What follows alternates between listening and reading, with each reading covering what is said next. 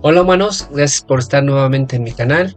Este es el video de H14 de Alma y Espíritu en su parte 3, donde vamos a desarrollar el triple esquema evolucionario, donde viene el espíritu, la materia y el alma. Pero en el video anterior quedó pendiente esta explicación del alma, porque también en los videos anteriores hemos hablado de espíritu, esta divinidad, y la materia, esto que está compuesto de átomos, protones, electrones, de lo que se toca y lo que se ve. Pero el alma, que también se menciona, ¿cómo es que existe, o de la nada, o cómo? Pero miren, recuerden que hemos estado mencionando en los videos anteriores que ya se está otra vez relacionando la espiritualidad con la ciencia, como debe de ser. Tanto la espiritualidad existe como la ciencia lo está comprobando. Pero veamos cómo surge el alma, que es lo que quedó pendiente del video pasado. En la ciencia, que hace algunos años lo descubrieron, dice que hay un efecto llamado heterodino o heterodina. ¿Qué es esto? Es una frecuencia de vibración resultante de manera natural cuando se encuentran unas frecuencias de alta vibración con otras frecuencias de baja vibración, y al momento de encontrarse da como resultado esta nueva frecuencia resultante, que además esta va a ser oscilante entre las frecuencias de alta vibración y las frecuencias de baja vibración. Es decir, de manera cuantitativa, si las de baja vibración tienen una vibración de 10 y la de alta vibración tiene una vibración de 90, bueno, esta resultante o este efecto heterodino va a oscilar entre el 11 y la 99. De esa manera va a ser oscilante, de manera ondulante. Entonces, esto es lo que dice la ciencia. Y en la espiritualidad se le llama alma. Es cuando surge por estas dos vibraciones, es cuando surge el alma. Y vamos a verlo en esta explicación de la evolución, sobre todo del primer elemento, que es lo monádico o lo espiritual.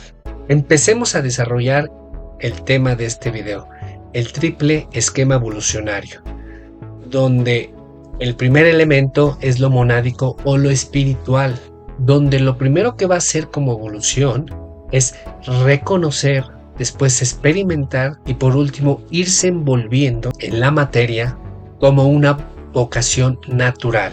Esto sería la evolución de lo espiritual, es decir, va a experimentar desde lo más sutil, que acuérdense es desde arriba hacia abajo, hasta lo más denso. De esa manera enriquecerse con la sabiduría de lo que está experimentando. Pero si nos vamos a los 7 planos que les he comentado, desde el primer plano, que es Adi, donde está la divinidad, que ya hicimos toda la explicación, después el siguiente Anupadaka, y hasta llegar al átmico, ahí el espíritu es tal cual. Es decir, a pesar de que ha ido de lo sutil a lo más denso y está experimentando, se está enriqueciendo de sabiduría, hasta donde llega al plano Buddhi, que es el plano intermedio.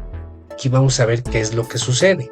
Es donde se aplica esto del efecto heterodino, ya que después de este plano átmico, al llegar al búdico, por esta fuerza vibracional ya no le permite directamente experimentar en esta baja densidad.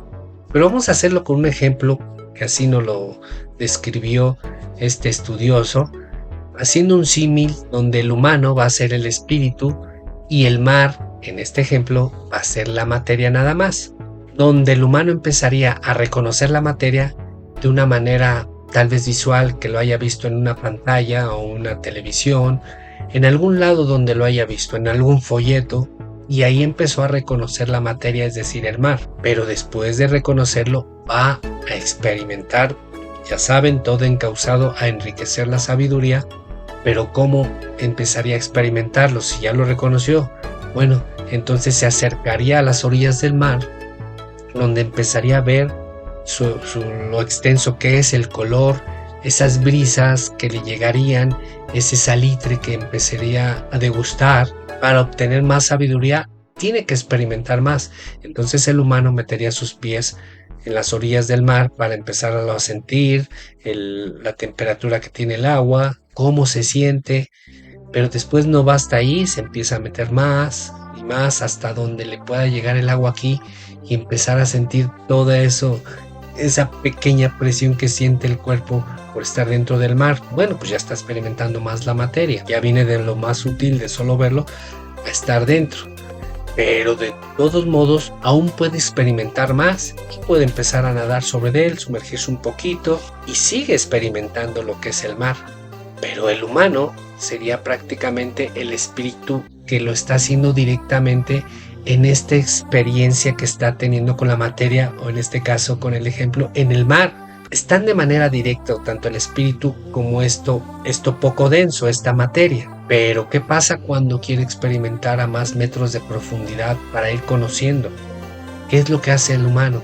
Pues necesita ya de herramientas, por ejemplo de un traje de buzo con su tanque de oxígeno, donde va a poder estar más tiempo experimentando a más profundidad. Pero ¿qué pasa cuando más quiere experimentar, más a enriquecer la sabiduría?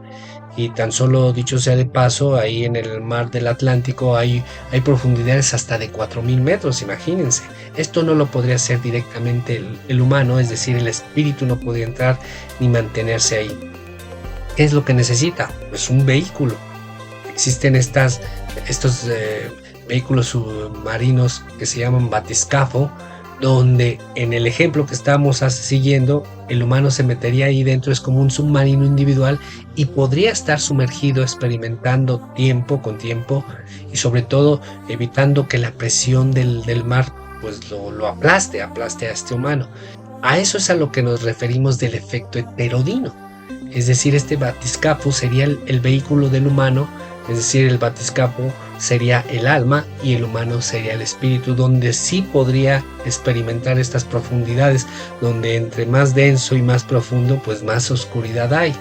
Acuérdense de quién gobierna este mundo.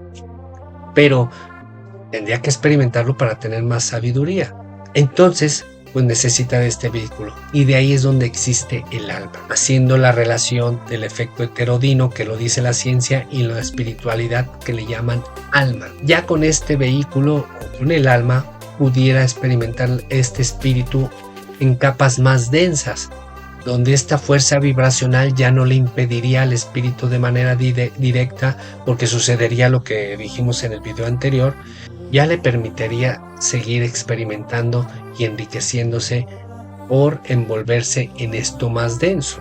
Estaríamos hablando de este plano Buddhi, donde está el alma. Y que recuerden que de la composición septenaria, este plano búdico, decíamos que se asienta en la mente abstracta. En este último componente del cuaternario inferior, que sería el componente mental en la mente abstracta, donde el alma va a tomar como cama este plano físico.